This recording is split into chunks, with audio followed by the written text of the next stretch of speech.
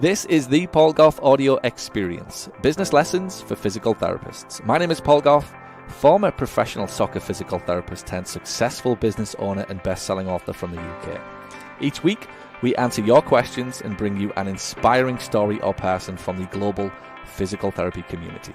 This show is dedicated to sharing with you everything you need to know to become hugely successful in private practice. Thanks for joining me today. Now let the class begin. Another episode of the what should we call this quasi podcast live stream.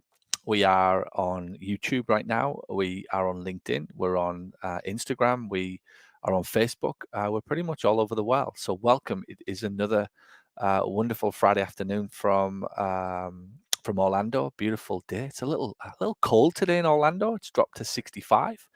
Don't feel too sorry for us. It's up to 70s again at the weekend. So it is, it's great to be here. It's Paul with you. We're going to have a good conversation for the next half an hour, 45 minutes. I can see people coming on Facebook already. Type into the chat. Let me know that you're there. The guys on Facebook, you guys are great for these sessions because you can give me some questions that we can really have a great discussion about today's topic, which is going to be leadership. We're going to talk about leadership and ultimately the vital ingredients in getting more from your people, more from your team. It's a big topic. It's a subject that's often taboo. It's a thing in business that you think if you just get enough patience, that everything will be all right in your business. And one fine day, every business owner wakes up finding him or herself with these things called employees, these things called staff that are there with you that you never really give much thought to because you thought it was just all about getting the patients, and all of a sudden you realize you need more people in your team to help service and support your team. So they are a huge, vital ingredient in your success as a business leader. And we're going to talk today about that and really discuss chapter 3 of my book, chapter 3 of the Leadership in Private Practice book. If you haven't got a copy, head over to paulgoffbooks.com. We're on Amazon as well. We're now, I think we're now north of 5,000 copies of the book. So we are really flying. We're going to try and get to 10,000 in the next couple of months. So thanks for all of your support, everybody. The books are flying out the door. So we're looking forward to see if we can hit that milestone. 10,000 in the first 6 months would be pretty cool. So come on, look, type into the chat. Let me know where you are. I can see everybody. I can see followers and people watching on Facebook. So type into the chat. Let me know who you are and where you're from. Let's have some fun. We'll have a little bit of interaction together this afternoon. So yeah, it's been another wonderful week here in Orlando. The media team continues to recruit. We are adding more people to the business. What seems like non-stop. The agency team, the online marketing team continues to grow. Believe me when I tell you, I've never, ever seen the gold rush, if you like, that is happening right now on Google and Facebook. It's the best I've ever seen it in over a decade of marketing on Google and Facebook. If you're not there, you must make every effort to get there. You're watching this happen in waves as obviously vaccines start to take hold and more states begin to be released. The positive view that people now have. More and more patients are coming back into the fold. More and more patients are now not just searching online. And this is the big distinction we've watched. We work with over 80 clinics around the world, and we haven't necessarily seen the search volumes go up. People have always been looking. All the way through COVID, people have been Googling back pain clinics, physical therapy clinics, back pain exercises. The search volume has been consistent. But what's changing now is what we call the intent. People are actually clicking ads, they're clicking to call, and they're getting the confidence back to get back into places like physiotherapy clinics that obviously for obvious reasons they may have shied away from. So the positive news that is coming out because of the vaccine rollouts in most of our countries is there to take full advantage of, if you like, from a business and commercial point of view. Make sure that you are ready. If I can't find you number one on Google, there's a problem. And if you can't find yourself at number one on Google, give me a call and my team will help you get there. Google and Facebook, Bing and Instagram right now are really are flying. So so that's been going on in the agency team here in the media business. Paul Gough Physio Rooms continue to have a resurgence, a post-lockdown resurgence continues at my clinic in the northeast of England. Wonderful, wonderful job that the team are doing there. We've had our, I think I've recruited 4 members of staff back in that business in the last 6 months through lockdown. So it's wonderful to watch that team continue to grow. And the marketing that we started back in October comes to fruition. Like everything, you've got to plant your seeds, if you like, in winter if you want the summer to be blooming. And the same thing is with marketing. And that's my biggest fear for people listening and watching. If you're waiting and waiting and waiting, and then you commit to starting your marketing when the governments finally give you the green light to live your life again, then I think you will regret it, because it'll take you 3 to 6 months to fire back up, by which point somebody has probably already beaten you to it. I appreciate that it's a mindset thing, that it's a certain type of person who thinks that way, but that is ultimately what separates the successful from the not so successful. It's always a game that is played in your head, particularly in business. Elizabeth Warren might want to let you believe that the 1% are all evil and are bastards and don't deserve what they've got. And she might want you to believe that the rich should be outlawed from the world, probably if she was ever elected president. But I can assure you the rich are rich for a reason, because they think a different way to everybody else. And I, for one, am in full admiration of them.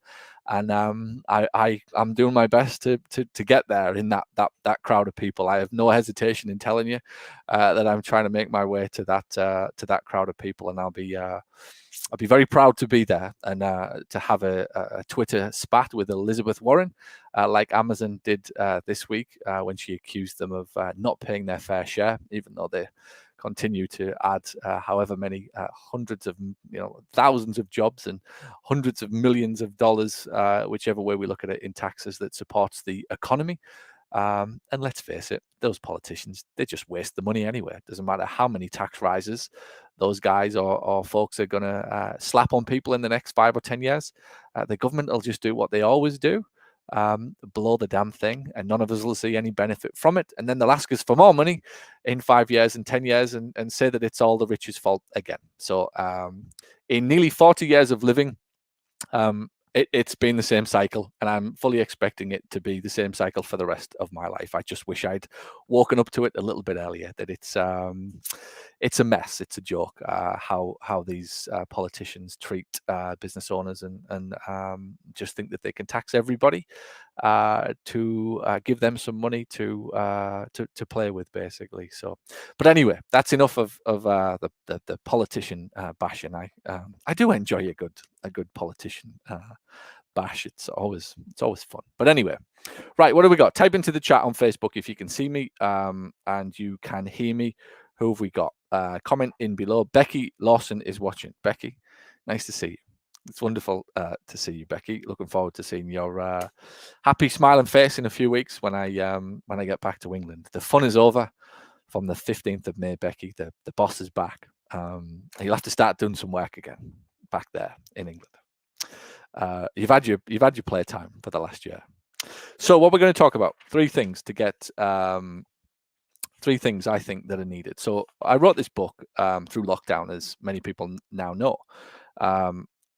And in it, I set about writing about the things I've learned over the last 15 years now from running businesses and managing and employing people, as well as in 3 different fields. So I've got employees in my physio business, I've got staff in my media business, and I've got staff in my property business now. So, and I've got staff in 2 different countries.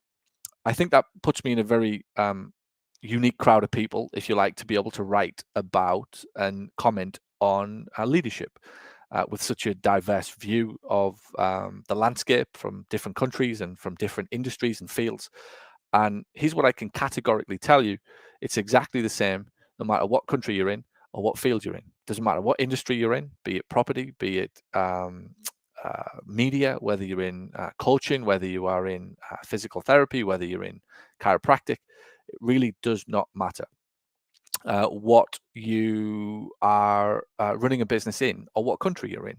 The person and the dynamics and the interactions required to get the best from your people and get the best for them as well as from them is ultimately exactly the same.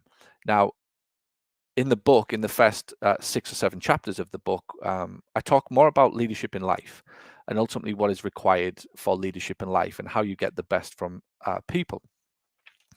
And much of what I want to talk today is about the 3 things, these 3 ingredients that you're going to have if you want to get it right.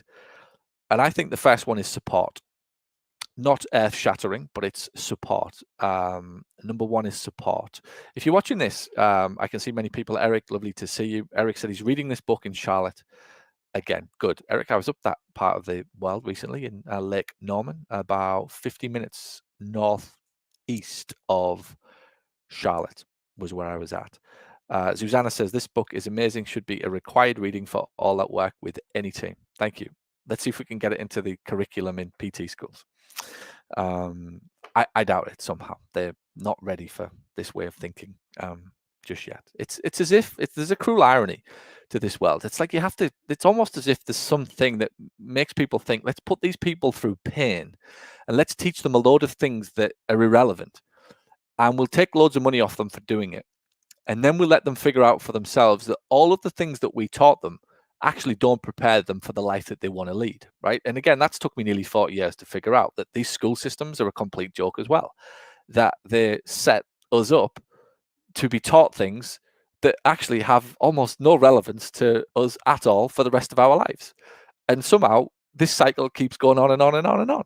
But anyway, that's another conversation for another day. So if you're watching on Facebook, more and more people coming on, share this out for me. You would be a hero of mine, and I would be forever in your debt if you could share this video out to your network, to your friends, and let's get more people joining this conversation. And if you're listening on the podcast, this happens every Friday now around about 2 o'clock Eastern. So the first thing that they need is support. In my world, supporting people means giving them the things that they need to be successful. It isn't necessarily an emotional umbilical cord that they can plug into, right? It's not that type of support. That actually usually decreases the trust and decreases the effectiveness of a staff person, where you're giving them the type of support where they feel like they have to plug into you and they have to check in with you and you have to be there for them, and they want to offload everything onto you every day because they just can't cope with life, basically, right? That's not the type of support. That's for a counselor, right? That's for like a shrink or a therapist, right? That's not for bosses. That's not for leadership, right? That's not what we should be doing. Support means that they've got the best equipment or resources and that they're trained appropriately. And I think it's the latter that's most important, that most times people are not trained. They're given jobs, they are given a position, a new role within a company. And because the boss is often too busy, there's no training, there's no onboarding document, there's no tools to use. There isn't anything that person can reference to do their job properly. What there often is a HR manual that's 10 years out of date. Not that I'm the best at those things, I must admit, but there's a HR manual that's out of date. There's a quick tour of the premises. There's the bathroom. There's the kitchen. There's your seat. There's the password for your computer. Anything else you need, ask Sally over there, right? That's kind of usually how it goes in most offices. And then we wonder why perennially people struggle to do a job that actually most of the time they're probably very capable of doing significantly better than they're doing right now. I think there's such a lack of thought goes into ultimately what is our job as a boss, and that's to help somebody be successful. Despite the there's always a little bit of a battle that takes place between a boss and an employee, right? There just is. Naturally, we both have, if you like, conflicting interests. An individual wants the best for themselves, and I fully support that. And the boss wants and needs to have the interests for the sake and the greater good of the company. And as the business gets bigger, it obviously gets more difficult to factor in the specific interests and needs of every individual in order to continue to grow the company reliably and safely. And so there's often friction, and there's often a little tension, and there's often egos develop, and there's often a little bit of resentment, and that's all perfectly normal, and it gets more interesting is the word, as the companies get bigger. And that's certainly been a first-hand experience that I've learned. But it doesn't necessarily detract from the thing that we should be doing as a boss, and that's ultimately setting somebody up to be successful. If people can call themselves successful, they're more likely to hang around with you. If people can call themselves successful and they are able to do their job in a way that they go home on a Friday and think, I was successful this week, I felt good, I felt competent, I felt as though I knew what I was doing, then they are significantly more likely to stay with you in that relationship. So giving them support means giving them the appropriate tools, the resources, and the training that they need. A thing that I often point out to business owners is that sometimes you fire somebody, or you immediately assume that somebody isn't capable of doing their job. And actually what they've got is a capacity issue. You're giving them too much work to do. So there's a difference between capacity and capabilities. And when you're looking at an employee, one of the things that you have to make a judgment on, is this a capacity issue or a capability issue? Many times I am like guilty as sin, guilty as charged of giving my staff too much to do. Right? That's a thing that I have. Like I know I'm guilty as shit for giving some of my staff too much to do.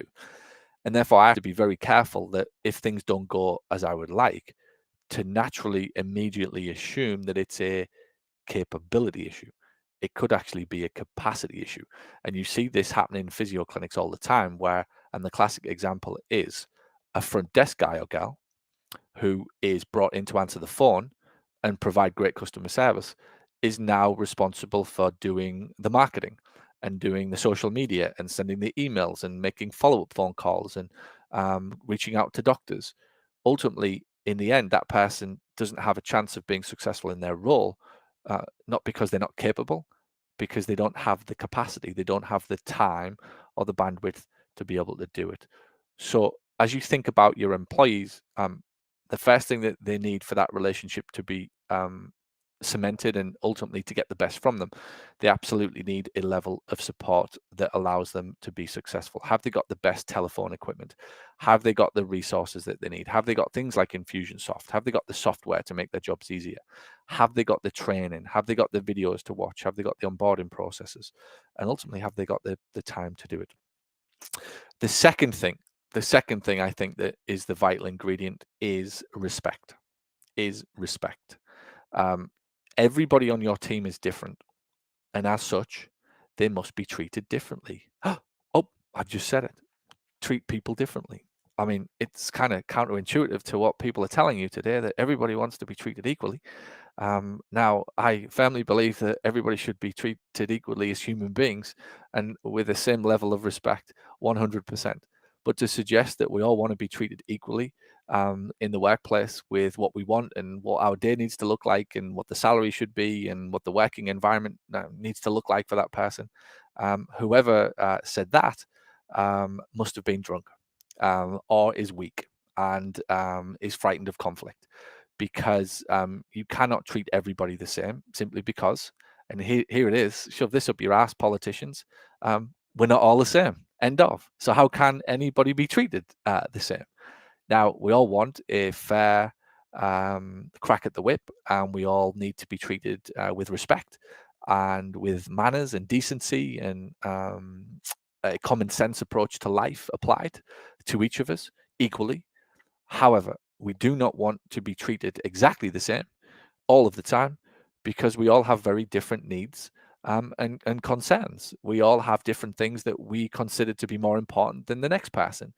And I think it's the job of the boss and the team in that office or in that business to figure out what those needs are, whether it's a change in working conditions or times or hours or vacations, slightly more salary but less vacation, slightly more vacation, less salary, change of working hours, locations. There's just endless amounts of things that need to be considered, and it gets more complicated as the team gets bigger.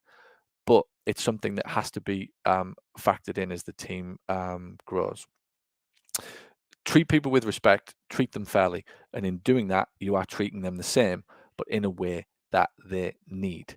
It cannot be a one-size-all fits all model ever. The minute that you try to do that, and I've learned from being a boss that if you ever shy away from making a decision in your company just because you're fearful of what somebody else might think and how it applies to them. You're about to start running a business where everything has to fit into the same box, and that's not going to happen. It's going to happen in the first 2 or 3 members of staff, but the minute you get to 10, 20, 30, 40 members of staff on a payroll, to try and treat them all the same with the same working hours and conditions, you apply the same level of discernment and judgment that looks at the overall situation and says, if I make this decision, it's not only simultaneously in the best interest of the individual, but it's also in the best interest of the company. And I think you have to apply and have the judgment, the confidence to apply that level of discernment and thinking to the business that needs courage. You need to have a strong will and a set of balls, if you like, in order to think like that, because you will pee a few people off, and you will find that a few people aren't 100% sure why you let somebody do one thing but they couldn't do another. So and so got their way but they didn't get theirs. That's all right. That's all right. I applied the same level of judgment, and on the whole, on the grand scheme of things, I don't think that this was the right thing to do. That's the way I see it. Be sensitive to people's individual needs, and that's the way I think I've certainly evolved over time. I was very hot-headed and gung-ho in the early years of being a business owner that suggested that it had to be my way or the highway, and if it didn't fit into this perfect little box, then that person needed to leave. Oh my, have I learned lessons on that over the last few years as my business has grown. So be fair but be firm would be my response, to treat people with respect, which doesn't necessarily mean saying yes all the time. Much like my kids, if you like, if I say yes all the time, I'm probably setting them up for a lifetime of failure, because that's not going to be how it is in the real world. Type into the chat thoughts so far. So true. We've got says Eric, type into the chat thoughts so far. Would love to take any questions as well on it. And number 3, the most vital ingredient in the relationship: trust. Trust is the most vital relationship in any commercial or even personal romantic relationship.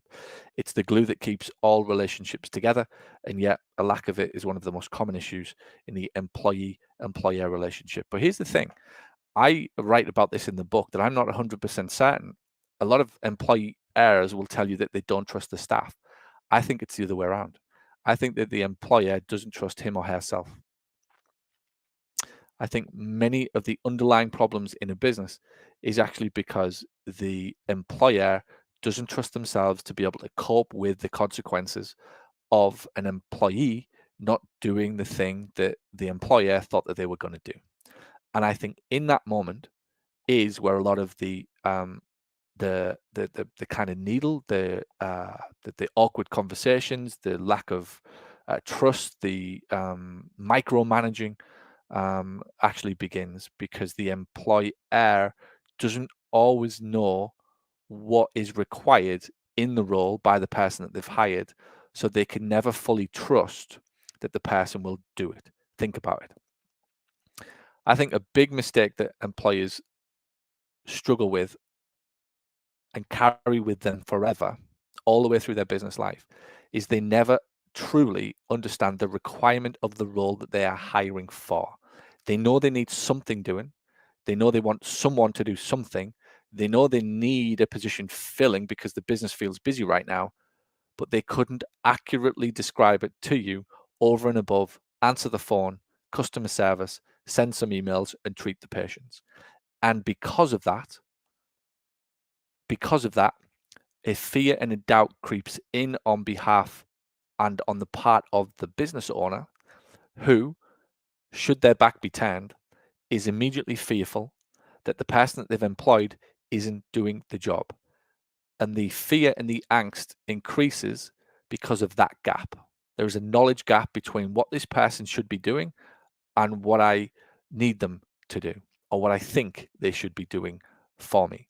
And unless and until you fix that as a boss, that you truly master the role requirements, and you sit down and write the scorecard, again, much of it is spoken about in this book, until you master the requirements of each individual's role, it becomes almost impossible for you to develop a level of trust, because you'll never ever be able to fully allow that person to go off and do their job. How could you? Because you don't know what their job is. So I think the biggest level of mistrust is actually happening on the part of the employer, and that then not long after is being felt by the employee. The employee pretty soon starts to walk on eggshells because they don't know what their job is or what they should be doing. How can they? Because the employer doesn't know what the job is. And to wrap this all up, to conclude the madness, the very fact that the employer, the boss, doesn't know what the job requirements are means that they can't go and successfully recruit for it. Hence the endless procession of employee after employee who didn't work out. Are you following anybody? When you constantly have a string of people who you are unhappy with or dissatisfied with in your office, in the end, you've got to stop and say, this isn't them, this is me. And it's actually because I don't fully understand what I want this person to do. And if I don't understand what I want them to do, how can I write a job ad? How can I possibly put up a scorecard or an ad on Indeed that says, this is who I am looking for, and this is the job you need to do for me? And once I know what the job is, the role requirements, then I can look at the skills.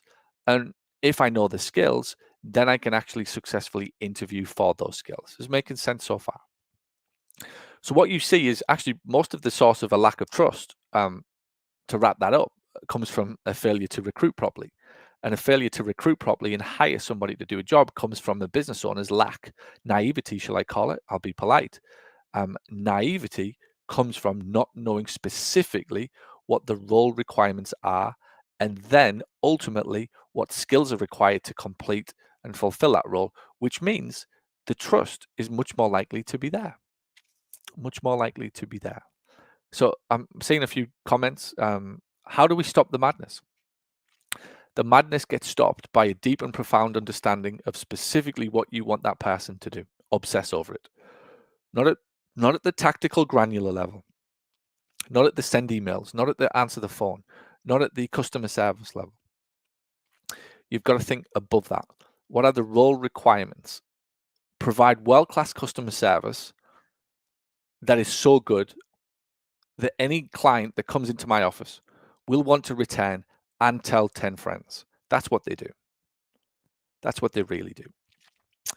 You've got to think at the level above, because once you know that that's specifically what you want them to do, you can let them figure out how to do that. Rather than getting involved at the make them a cup of coffee and give them this thing and use their name when they come through the door and all of those things, where immediately you move into a level of micromanaging that just frustrates people. When you get really super clear on the 1, 2, 3, 4, maximum 5 things that people are going to do for you at the strategic level, everything else becomes very, very clear to recruit for. Because if I know that, I can ask them about places they've worked in the past about customer service. Tell me what you did to retain customers. Tell me about lifelong relationships you set up with people. Tell me how, when you worked at your previous job, did you brighten people's day? Tell me about places that you shop that make you feel really, really good, that you admire for customer service. I can recruit now somebody who I'm very confident understands customer service and the idea that I want to create a customer for life. I don't care how you do it. I'm not even remotely interested what you're going to do. I just need you to know that I know that that is actually the job that you're hired to do over and above anything else. That's the type of thinking that we've got to get into interviews. And if you're looking for an operations manager or a general manager for your office, and you're bringing somebody in who doesn't know how to recruit or isn't comfortable recruiting, well, you're going to have problems, because that's one of their jobs. One of their jobs is to make sure that you have a permanent bench of people who are willing and able to step into any role at any time. Therefore, I have to then talk to people about their recruitment experience. And I need to possibly spend 2 hours talking about recruitment. Or if it's about developing key systems and processes, one of the first questions I might ask them is, at their previous job, what were the 2 or 3 inefficient processes? How did they spot them? And what did they do to fix them? I'm able to kind of unravel their role because I understand what it is. and then through questions, discover whether or not that person knows how to do the job that I specifically want them to do.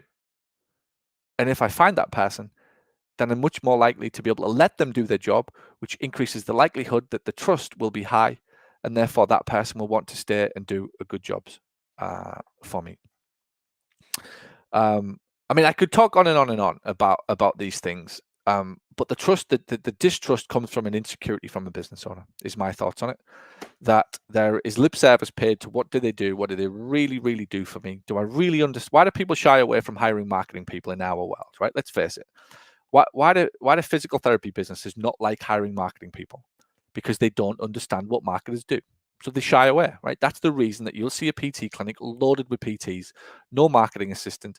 The owner of the business, if they get 5 hours a week, if they're lucky, might give lip service to marketing because they kind of know how to dabble with it. They don't really want to do it. They don't really know how to do it. They kind of know they should be doing it, so they go off and do it. So they do some marketing. It frustrates the life out of them, but it's not anywhere near as bad as hiring a marketing person who they wouldn't know how to manage. Why do they not like hiring bookkeepers?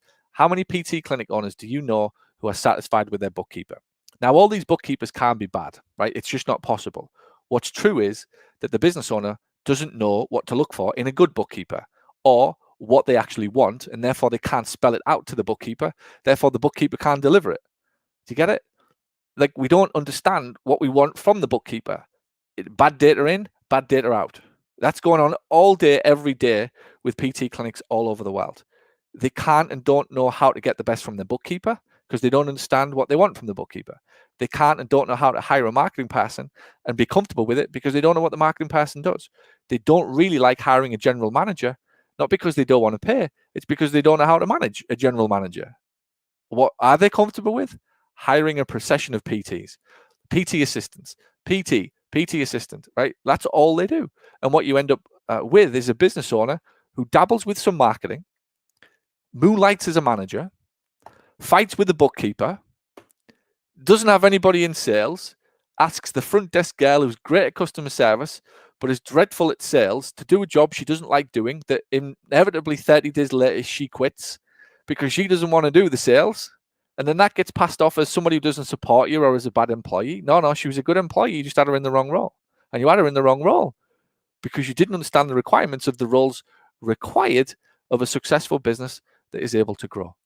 Every business that I see that's struggling to grow, primarily it's because of that reason, that they fail to recruit because they fail to understand what the requirements are of the role. And they really don't understand that the business needs 4 legs. It needs a marketing leg, it needs a sales leg, it needs an operations leg, and it needs a finance leg. What I see is strong operations legs, business owner content to run the physio team and the admin team, keep them all in check. We know we need one of them. We had an admin when we were a student or when we worked for somebody else. We kind of know what they do. They file some paper, they shuffle some paper, they put pens away, they clean the desk and all, whatever, right?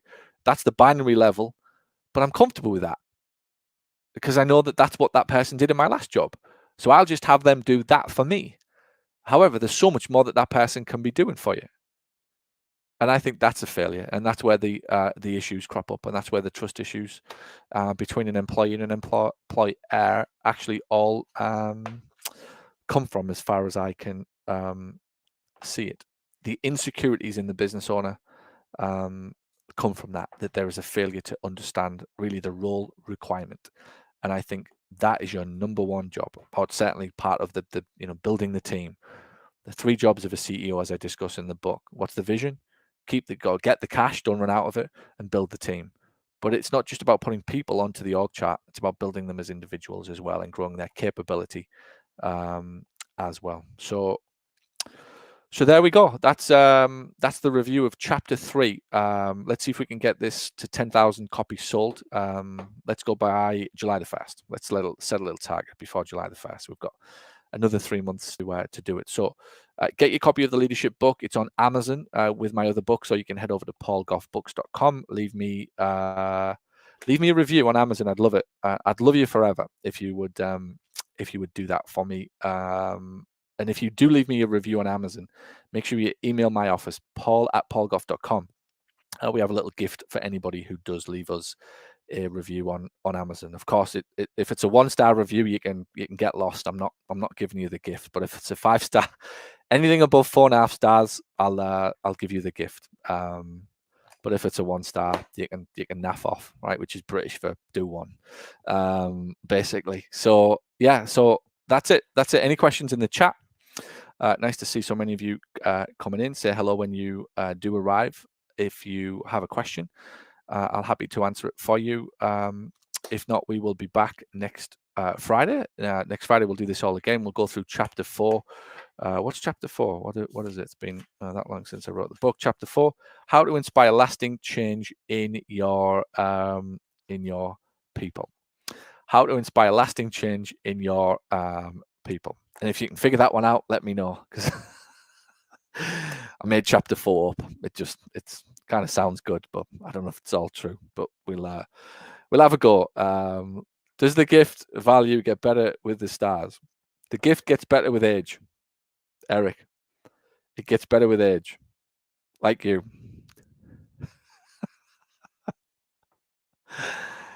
When is the audio book coming out? When I can be asked to do it.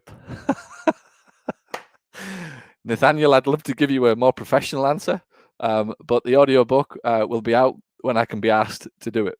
When I get my ass off a sun lounger in by the pool, then I'm going soft in Florida. I'm going too soft. I just want to sit by the pool all weekend. Maybe I should just bring a microphone in by the pool and just sit and do my audio books. But at some point I'll get round to it. But I'll be honest with you, as I say in the book, it's just not my priority at this moment in time.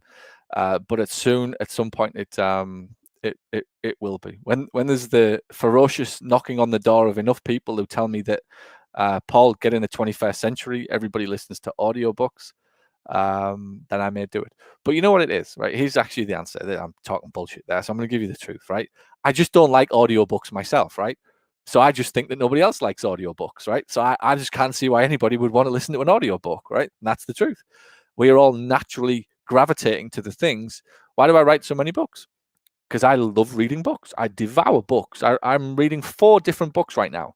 When I sit by the pool, if you could watch me by my pool on a weekend, I have 4 different books. At any one point, I'll read 10 pages of one, 10 of the next, 10 the next, 10 the next. And I'll go back to the book that I started with an hour ago, and I'll start it again. I just love it. I love reading books. So to me, I can't kind of understand why people listen to audiobooks.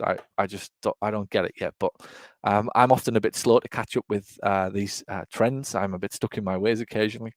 Hence why I need very good people around me telling me to get in the 21st century, Paul.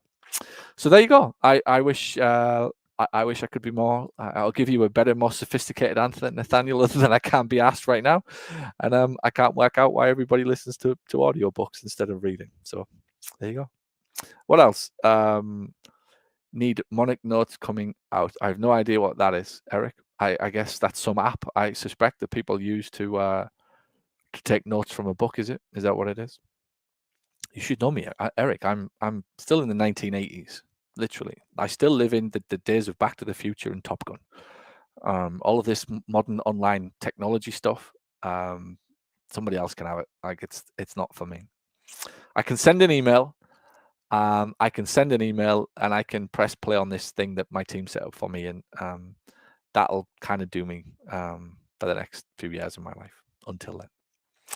So there we go. Thanks for listening. I appreciate you all, as always, wherever you are in the world. I hope you're well. Wonderful to be staring at more and more places opening and more people getting vaccines, except if you're in Canada, that is. God bless if you're there in Canada. Hopefully your government will sort that royal mess out very, very quickly for you guys. So yeah, keep listening. Thank you. We appreciate you. We'll go through chapter 4 next week.